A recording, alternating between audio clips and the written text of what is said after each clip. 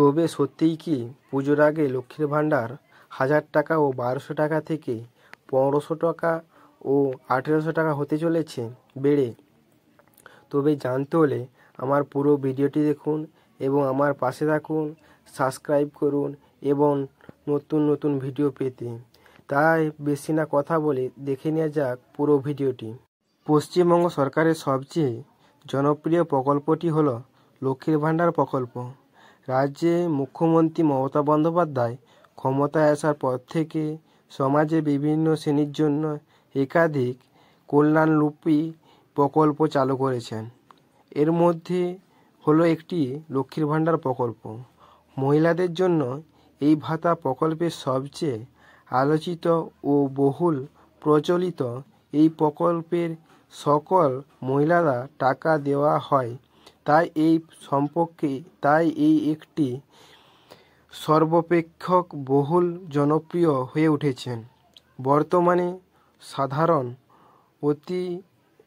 সাধারণ জাতিভুক্ত মহিলারা মাসে 1000 টাকা এবং তপশিল জাতিরা 1200 টাকা পান।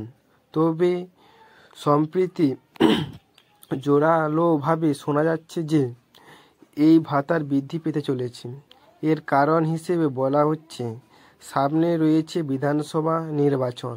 ইতিমধ্যে আমরা দেখতে পেয়েছিলাম যে লোকসভা নির্বাচনের আগে লক্ষ্মীর ভাণ্ডার প্রকল্পের ভাতার পরিমাণ বাড়ানো হয়েছিল। তাই অনেকেই মনে করছেন বিধানসভা নির্বাচনের আগেই পুনরায় আবারও লক্ষ্মীর ভাণ্ডার প্রকল্পের ভাতার পরিমাণ বাড়ানো হতে পারে।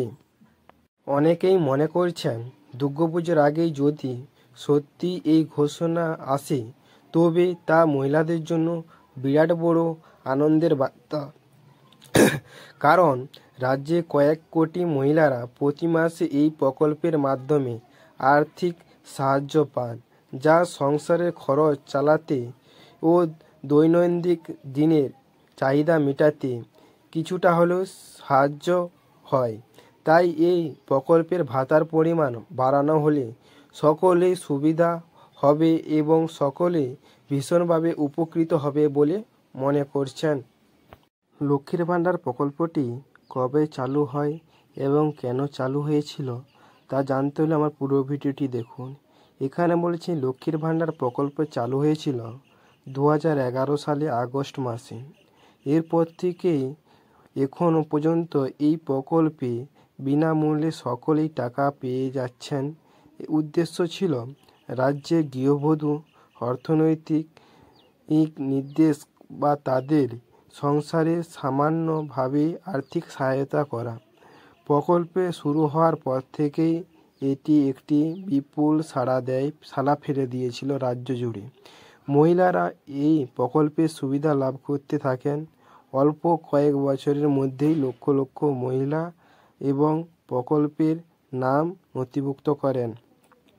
শুধু সাধারণ জাতিভুক্ত মহিলাদের জন্য ভাতা নির্ধারিত ছিল মাসে 500 টাকা এবং তপশিল মহিলাদের জন্য ছিল 1000 টাকা। তবে পরিবর্তনকালে লোকসভা নির্বাচনের সামনে রেখে এই ভাতার পরিমাণ বাড়ানো হয়েছিল। বর্তমান সাধারণ মহিলারা পান 1000 টাকা এবং তপশিল জাতিরা পান 1200 টাকা।